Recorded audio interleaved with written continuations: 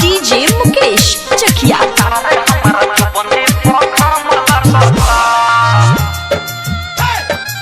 हर्ष Patna recording studio Basantpur. देह जोड़ता खिस बोलता देह जोड़ता खिस बोलता छाता कीने में तहरा तो दाम लगता बलम हमारा जो बने पौधाम लगता बलम दून जो बने पौधाम लगता गोरे रहे हमारे परिया अब चाम लगता गोरे रहे हमारे परिया अब चाम लगता भतार हम जो बने पौधाम लगता भतार हमारा जो बने पौधाम लगता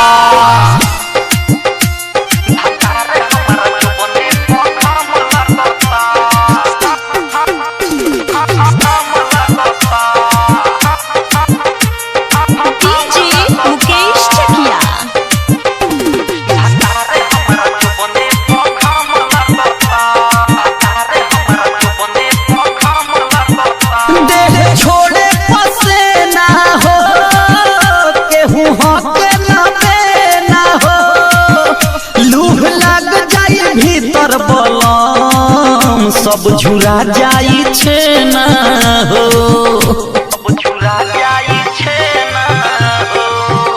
देह छोड़े पसे ना हो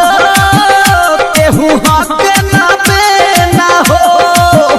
लूह लग जाई भीतर बलम सब झुरा जाई छे ना हो देवर डरेला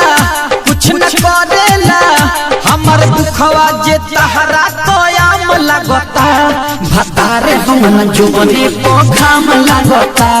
भतारे हमारा जो बने पौधाम लगता गोरे रहे हमारे परिया अब चाम लगता गोरे रहे हमारे परिया अब चाम लगता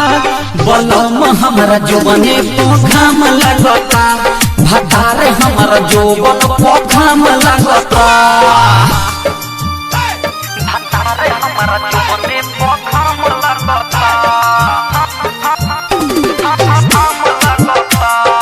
डीजे मुकेश चकिया। हर्ष पटना रिकॉर्डिंग स्टूडियो बसंतपुर। कभी मासूम सजनवा हो हम सही गजनवा हो लकी राजा न बुझेला डाले दूसरे पदनवा हो कभी मासूम सजनवा हो हम सही गजनवा हो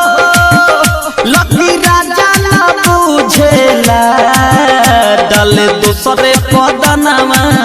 हो फोन करेला खाली लड़ेला साहब रबियो जयताम झाम लगता भतार हमारा जो बने पौधाम लगता बलम हमारा जो बने पौधाम लगता गोरे रहे हमारे परिया अब चाम लगता गोरे रहे हमारे परिया अब चाम लगता बलम हमारा जो बने पौधाम लगता भतार तुम जो बने पौधाम लगता देह जोड़ता खिस बोलता छाता कीने में तहरा तो दाम लगता बलम हमारा जो बने पौधाम लगता बलम दून जो बने पौधाम लगता गोरे रहे हमारे परिया अब चाम लगता गोरे रहे हमारे परिया अब चाम लगता भतारे हम जो बने पौधाम लगता भतारे हमारा जो बने पौधाम लगता। हर्ष पटना रिकॉर्डिंग स्टूडियो